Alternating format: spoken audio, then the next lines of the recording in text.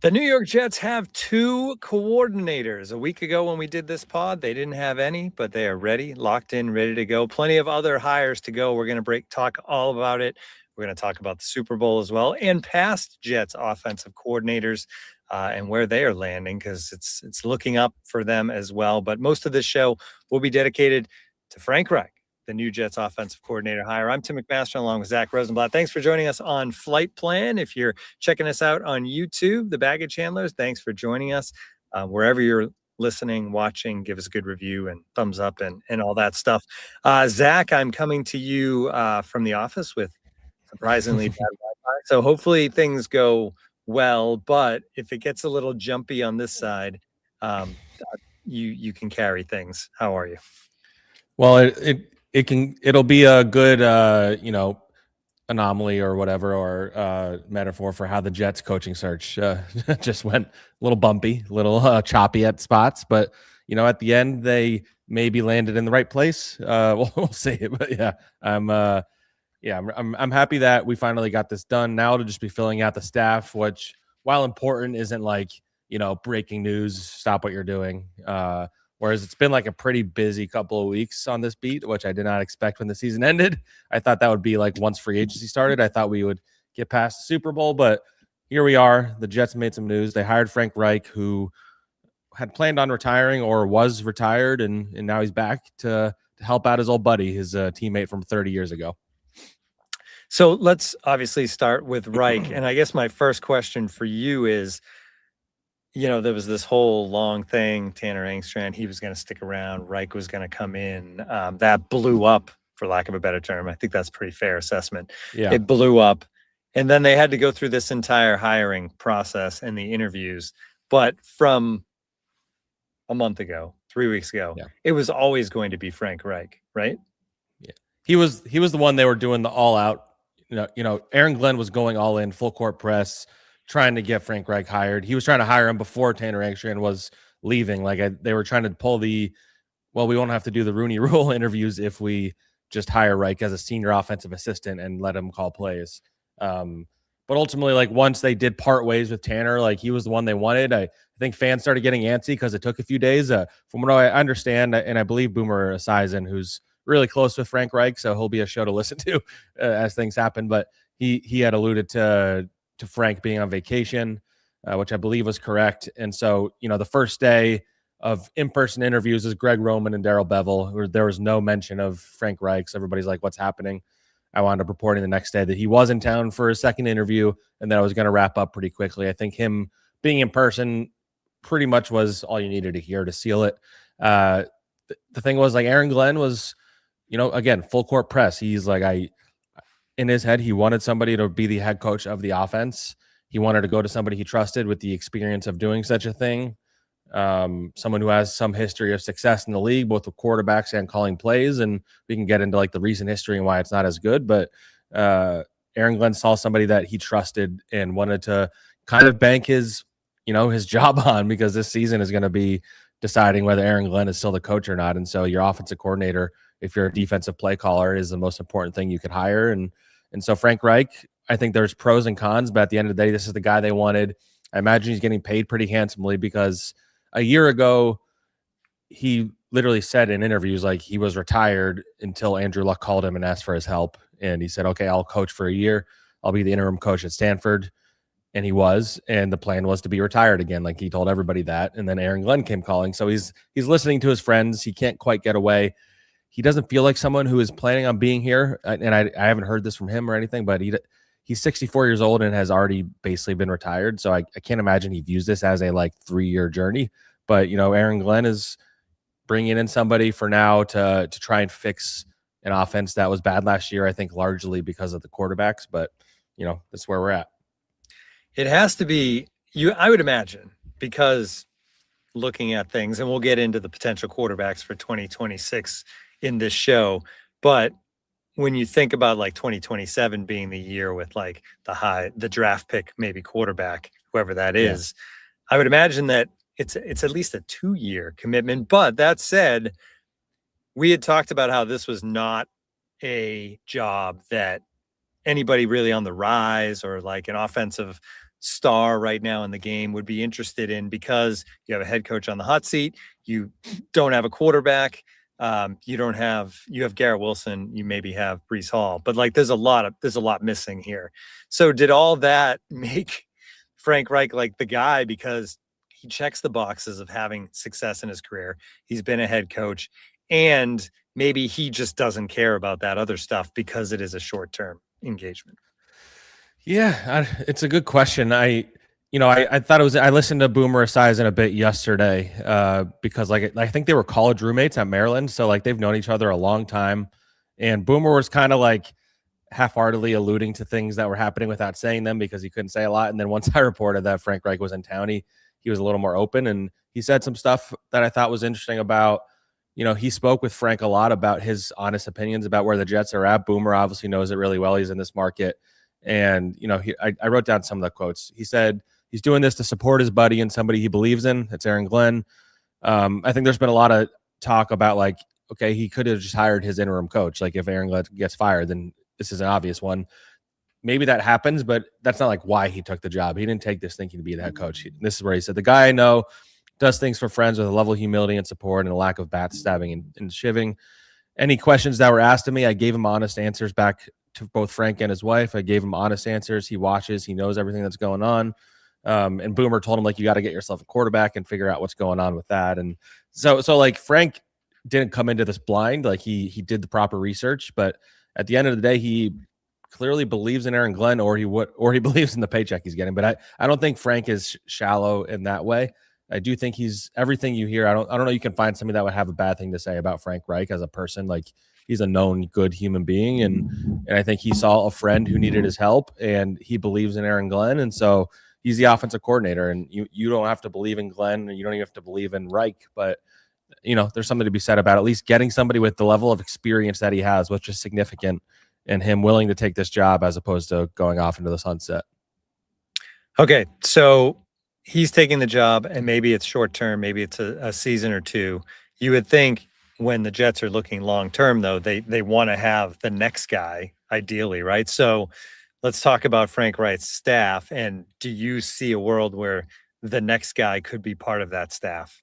And maybe it's a situation where like the type of people Frank Reich brings in to be on his offensive staff have the potential to, the cream rises to the top, and they could be the at some point offensive coordinator. Yeah. I mean, in that scenario, that would mean that it worked the first year for sure. And then you're going into the next year with this staff back. And so let's, under that assumption, yeah, I think there are some options. There's a lot of assumptions. Yeah, it is. And you have to, I mean, we don't know how it's going to go. Like I said to Connor the other day, like all the evidence in history points to this failing just based on like how his first season went, what he did with his staff. Like there's not a lot of precedent for this working, but if it does, and it can, yeah, I think there's been a lot of conversation about Bevel and Greg Roman because those guys came in person. And if Frank Reich was always going to be the guy, then why are you doing that in person if not to try and hire them in other roles? And I think there's something to that. I do believe that was at least talked about it. We haven't heard anything yet. Greg Roman out of those two would be the most intriguing to me because if you bring him in as your run game coordinator, all his faults he has as a play caller, he was a really good running game coach for the Ravens and the Chargers. They always had a top running game. And like you said, he'd be an option to replace. Bevel was under Mike McDaniel the last 4 years, has been an OC in the NFL many, many times. In terms of guys with ties to Frank Reich, like that's more interesting to me in terms of like trying to project who will be on the staff. So I researched a little bit and asked around, and some names that came up. Kevin Patullo, he was the Eagles OC last year. I saw that comment you just put. Kevin Patullo was an OC for the Eagles last year. He's basically in the Tanner Angstrand thing where he got demoted. And I don't know that there's a role in that staff for him anymore. He's really close to Sirianni, so if he's staying there, it's for him. But they already hired a new pass game coordinator, and Patullo coached with Frank Reich from 2018 to 2020, so he'd be an interesting like pass game coordinator. Parks Frazier was on the Colts staff from 20 to 22, on Reich's Panther staff in 23, and he was on the Eagle staff right now, and Reich is close with Sirianni, so that's a coach with play calling experience. He's younger. He'd be an interesting one as like a QB coach or a pass game coordinator if he doesn't have a job with the Eagles anymore. Deuce Staley, he was a coach with the Eagles for a long time, but he was there when Reich was there as the OC. He was with Aaron Glenn actually in Detroit, and he was with Carolina in 2023 with Reich. He's been with the Browns the last 2 years, but Todd Monken's going to hire his own staff. And so Deuce is a potential like running backs coach, running game coordinator type of guy. An interesting one that I just found just from looking at old staffs that would be fun, that I think would get universal approval from Jets fans, is Kevin Mawai, the former offensive lineman. He was with the Colts staff in 21 and 22. So if you wanted to bring in a fan favorite, another former Jets player, played with Aaron Glenn, like that'd be a fun one to bring in as like the assistant offensive line coach. Outside of that, Sean Jefferson, I think, will be back. He coached with Reich in the past. I think Steve Hyden's going to be back. Outside of that, like this, Aaron Glenn has like 10 position coaching jobs to fill on this staff, offense and defense. And I think that's one of the bigger concerns I have. But yeah, in terms of what you said, if you want to like groom somebody to replace Reich, I don't know if Glenn can necessarily think like that, like, because you just have to get the best staff possible. But if you have Greg Roman or Kevin Patullo or Parks Frazier on your staff, then you have some potential future offensive coordinators too. Because I would think like with a young quarterback, like Reich is here for maybe, this is all, again, ifs and assuming, but they get like a big quarterback in the draft and Reich's here for a second season. You wouldn't want to then in that quarterback's next season completely change the offense. We've learned by watching the NFL over the years that like when you have a young quarterback, consistency is beyond like having an offensive line and some weapons. Like consistency is the most important thing. And other than you have Drake May, so I don't know. But yeah. One more thing on Frank Reich, and that is the quarterback, not the eventual hopeful franchise quarterback, although maybe, but the quarterback for this upcoming season. Does the hiring of Frank Reich give us any insight into what direction they go in the trade market or free agency or whatever they do to fill that spot? You know, it's not as simple as I think some people think, just in terms of like the candidates we're all coming up with, because if you look at his Colts tenure, they had a different quarterback, and every year he was there. And usually it was like a mercenary they were bringing in. It was Phillip Rivers. Andrew Luck at the end of his career. It was Phillip Rivers. It was Matt Ryan. It was Carson Wentz. I think they even brought in Nick Foles at one point. So it was all guys that like you brought in, maybe not thinking that they were going to be any more than what they had been previously, and kind of like pocket passers without much mobility. So Mac Jones. But I did come up with some names that make some sense to me. One with direct ties in, which is Jacoby Brissett. He played for him in Indy. He's on the Cardinals roster still, so you'd have to trade for him, but he has the ties to him. He's a perfect stopgap guy. I think you have to draft one, by the way, either way. Kirk Cousins, he kind of fits the mercenary older quarterback mold. Him and Frank are friends, from what I understand, because they kind of bonded over their faith over the years. Tanner McKee is an interesting one because, again, Reich has a lot of ties to that Eagle staff. He kind of fits the physical mold. He's like a 6'6" quarterback. Davis Mills, another one I wrote down. I don't have any reporting on that. I just think he's like 6'5", more of a pocket passer. Mac Jones, who you said. Geno Smith is another one who I have my eye on. I've kind of had my eye on him anyway, but kind of a gunslinger. He's not really a mobile quarterback these days. So he'd be none of these are exciting. All the names I just listed are not like, that's what I keep talking about. It's like hard to get excited about any of their quarterback options, but this is kind of the waters they're wading into this offseason. But you did not mention Kyler Murray, which is a name we had talked about before. Yes. So do you think like because of Frank Reich, Kyler Murray is maybe not the fit? I already didn't think he was a great fit. Like the only reason I had Kyler Murray in my mind is if Woody is trying to make a splash, which you can't rule out. And I know some people have pushed back on that characterization, but Kyler Murray is a name and it would generate excitement, whether it be good or bad excitement, it would generate headlines. And so that's why I thought that. But if you're going based on Reich's history, it doesn't make much sense. Even what Aaron Glenn likes in his quarterbacks in terms of their mindset, don't really think it makes a whole lot of sense. But you know, it's who knows? Like they might still like Kyler Murray, and if Woody's like, I want the biggest name you can get, he's the biggest name available. So, all right. So big picture coaching wise, now you have Frank Reich running the offense, head coach of the offense. Aaron Glenn doesn't have to worry about the offense in theory. Then on the other side of the ball, you have defense, where Brian Duker is your defensive coordinator, but Aaron Glenn is kind of shifting his attention, right? He's going to be calling the plays there. So just from what you've, learned, what does that side look like as far as like Duker's responsibilities and how much is Glenn digging in there and all of that? Yeah, I'm curious to see how that aspect of it plays out because as we've talked about on here, like it wasn't the plan at the start of the offseason for Aaron Glenn to be the play caller. So that is a new plan over the last couple of weeks where he woke up one day after interviewing 8 people and said, actually, I want to call plays. And then he interviewed somebody else and hired him.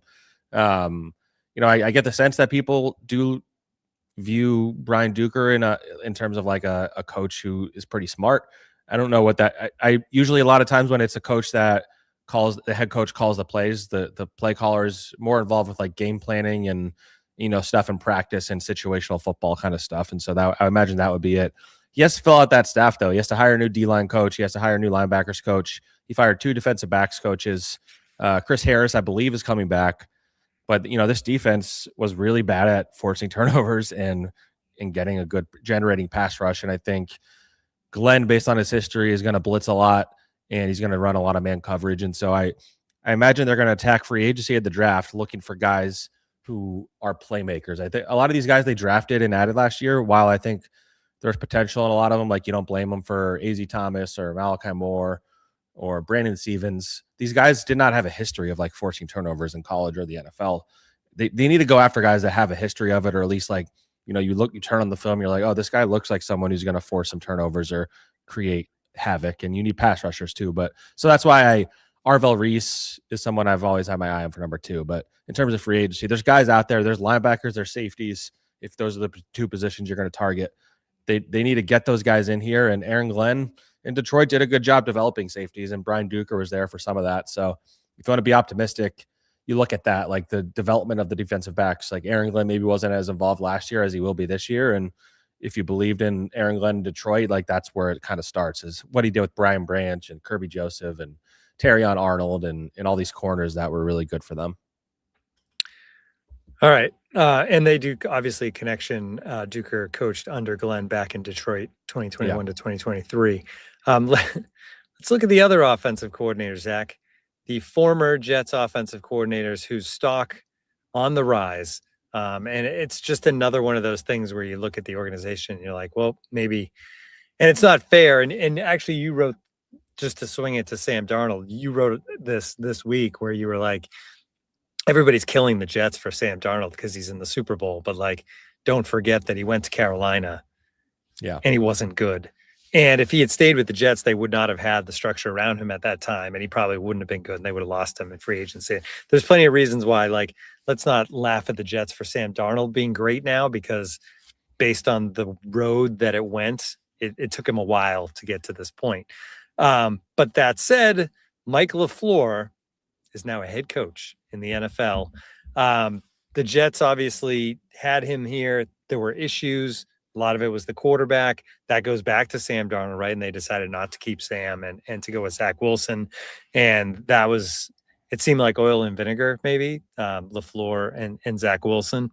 Yeah. But now LaFleur's, he obviously got more experience with the Rams, and now he's the head coach in the Cardinals. And like the cherry on top is that Nathaniel Hackett may be going there as the offensive coordinator, which recreates Green Bay, right? A LaFleur head coach, assumingly calling the plays, and then Nathaniel Hackett is the offensive coordinator doing everything else. Basically what Matt LaFleur and Hackett were with Aaron Rodgers in Green Bay. I don't think Aaron Rodgers is going to end up in Arizona though, right? No.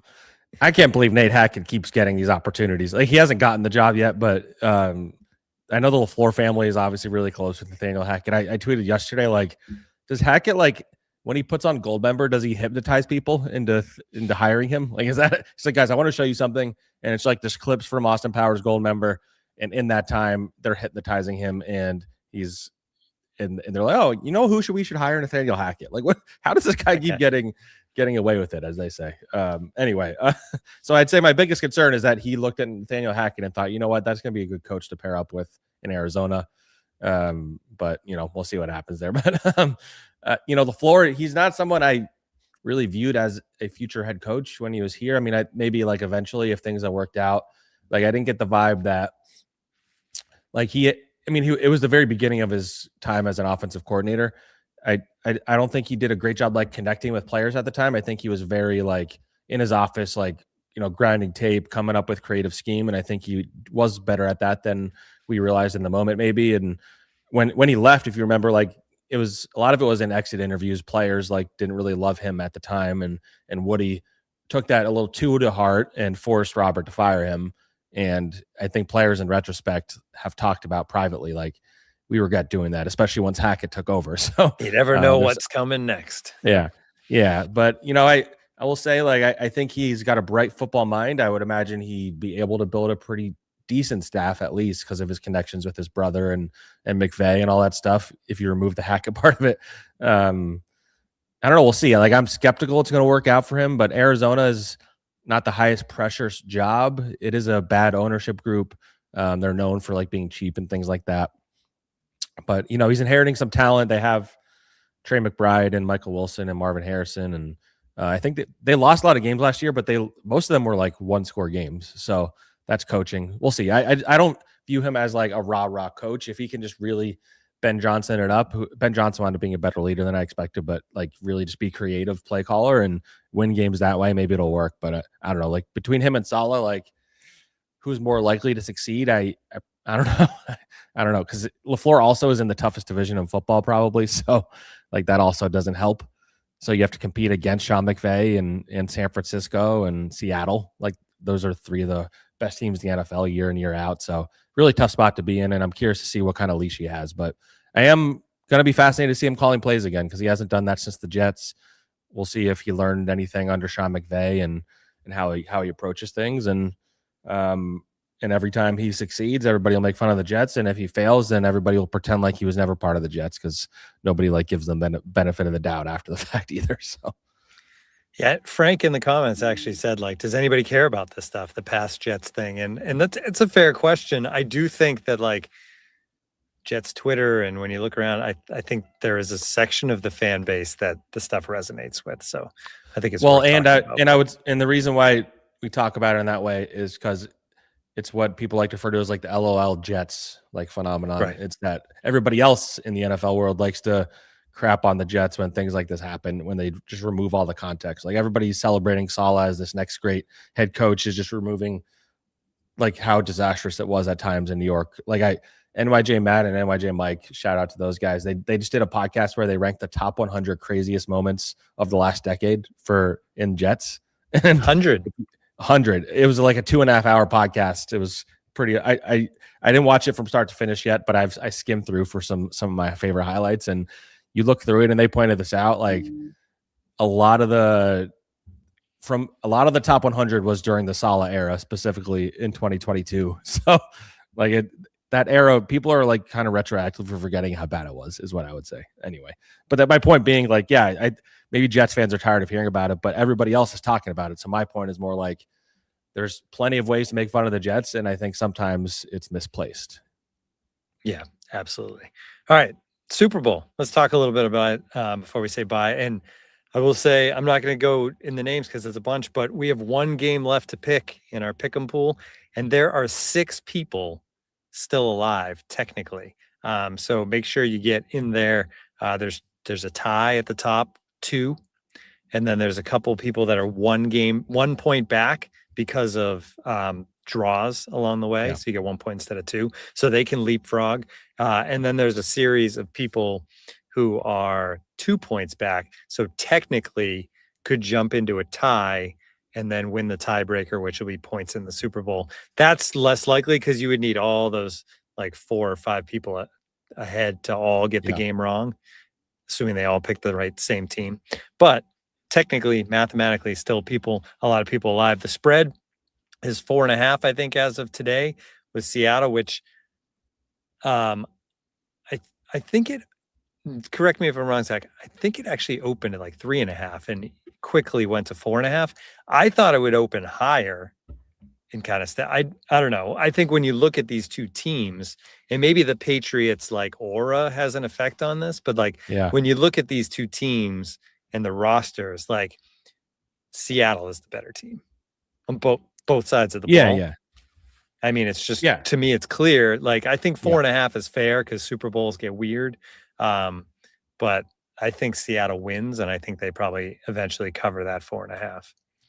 Dude, I agree. And my only reticence is, number one, the Patriots just find a way usually. And number two, I think I was listening to Bill Simmons with Cousin Sal, the like prop podcast they always do. And they pointed out that the underdog has like covered the spread in over the last decade. It's been like some crazy amount where they cover the spread almost every single time. So yeah, it's not because every Super time. Bowls do get wild and like Yeah. weird stuff happens. So I do Yeah. get that. I mean, last year the Eagles destroyed the Chiefs. So, and I don't know what the line was before that game. I imagine the Eagles were the favorite, but I can't remember, honestly. I think the Eagles had to be right. So it's not every year. The Chiefs limped into the Super Bowl last year. And part of why I agree with you, the 4.5 feels a little light just based on like what we know about these teams from the season, but it just shows you that bettors are high on the Patriots, maybe higher than we expected. And they have Vrabel, they have Drake May, who has struggled a little bit in the playoffs, and I don't know. I think it's going to be a good game, but I could also, if either of these teams was going to blow out the other one, it would be Seattle. I would say, like if you're picking. Yeah. I do think it'll ultimately be a close one, but I would say at the end of the day, the Seahawks cover. And maybe that's just them winning by 6 points or something like that, but I think they cover. Yeah, the Patriots need it to be ugly. Like, yeah, unfortunately, like their defense has been really good. Yeah. Yeah, it won't snow in San Francisco. Yeah, and I was going to say, I actually think that the Patriots defense does a good job on Sam Darnold. Like, I don't see Sam Darnold and the Seahawks offense putting up 35, 40 points or anything. But I think we've seen over the playoffs when defensive coordinators for really good defenses, because look at who this Patriots team has somehow beaten, right? The Broncos in Denver, the Chargers, they played good defenses. Now they're going to face the best defense in the NFL. And Drake May has struggled in the playoffs. He's done like just enough. He's made like the throw when he needed to. So credit to him for that. But against the Seattle defense, it feels like that ends up being the difference. But 2 weeks to prepare, right? So who knows? Maybe, maybe they drop, McDaniels draws up some great scheme for Drake May. But I feel like if the Patriots are going to win, May has to be regular season MVP caliber Drake May. And it's been a while since we've seen that from him against really good defenses here. Yeah, I think the Patriots win. It's a Drake May Super Bowl MVP performance. I don't think it's and everybody. I would be shocked. Maybe like my for people who are like my dark horse Super Bowl MVP if the Patriots won is actually Marcus Jones, who it seems like makes a huge play every time they win, like a punt return touchdown or an interception touchdown.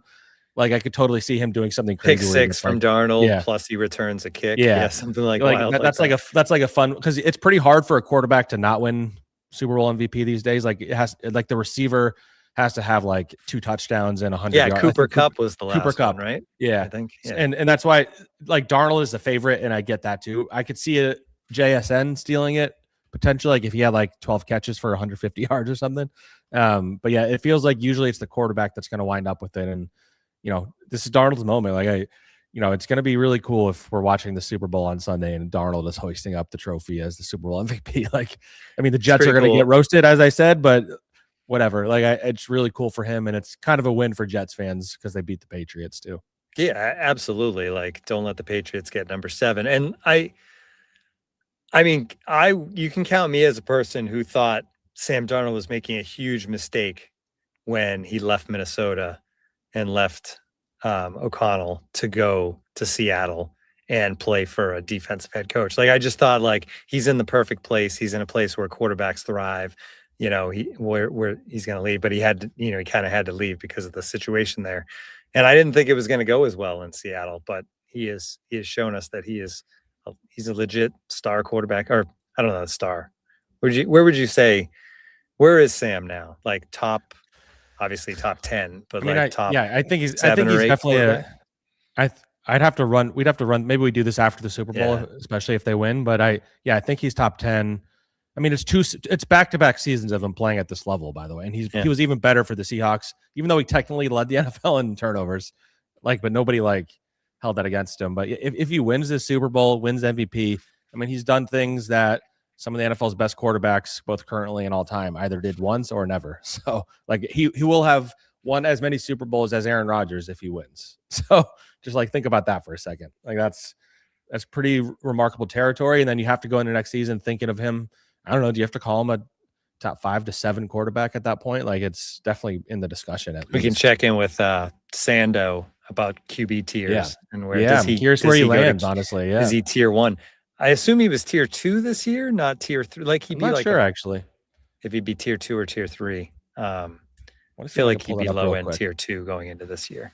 Let's see. Of course, that just for people that don't know, Mike Sando at The Athletic every year puts out his QB tiers where he speaks to like a million people in front offices and ranks the Oh, it looks like quarterbacks based on expert he had opinions. him in tier 3 at the beginning Yeah. of the season. Yeah. Okay. Well, he's clearly tier 2, and if he Yeah. wins Sunday, maybe he's tier 1. I feel like he'll still be tier 2 because Probably tier 2, 1 yeah. is like your legit Patrick Mahomes. Yeah, because if you think about it, Jalen Hurts still isn't viewed as like a tier 1, and he's been to 2 Super Bowls. So Generally, and tier 1 is 3 guys, maybe. It's a yeah, small. yeah. I mean, he had tier 1. He had Mahomes, Burrow, Josh Allen, Lamar, and Matthew Stafford. So I'd say he probably won't break into that group. Tier 2 is Jaden Daniels. This was last year. It's probably going to change. Right. Daniels, Herbert, Goff, Stroud, Hurts, Mayfield, Prescott, Love, Purdy. Like I feel like he'll safely be in that group. Yeah, he'll be in that group. All right. Anything else? Yeah, I think that should be good. I mean, they'll probably make some staff hirings between now and when we record again, and we'll talk about what happened in the podcast. And then we're in the fun season. That's when we're going to start, wildly speculating about free agency, and I'll dig into some reporting. But it's more fun to just project who they might sign, who they won't. NFL Combine end of the month, free agency early the month after that. So fun stuff coming ahead, and I'm hoping Aaron Glenn can kind of turn around the narrative right now because it's pretty negative. So. He's got coordinators. That's the first step. He had to get there. Everybody enjoy the Super Bowl. Hopefully Sam Darnold wins it and we can actually be, happy about that. But enjoy the game, and we'll be back next week with some reaction to that, news on the Jets. We'll celebrate whoever won the pick'em pool and all that stuff. So we'll talk to everybody soon. Thanks for joining us.